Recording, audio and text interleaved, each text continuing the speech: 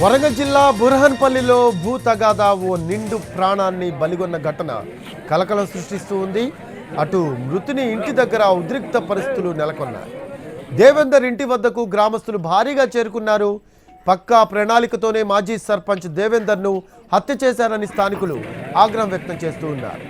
ఇదే గ్రామానికి చెందిన మల్లేష్ అనే వ్యక్తితో దేవేందర్కు 6 ఎకరాల భూమి విషయంలో కొన్నేళ్లుగా వివాదం జరుగుతూ ఉందని చెబుతున్నారు. ఇది మనసులో పెట్టుకునే హత్య చేశారంటున్నారు. మరోవైపు పోలీసులు డాగ్ స్క్వాడ్ క్లూస్ టీంతో దర్యాప్తు చేస్తున్నారు.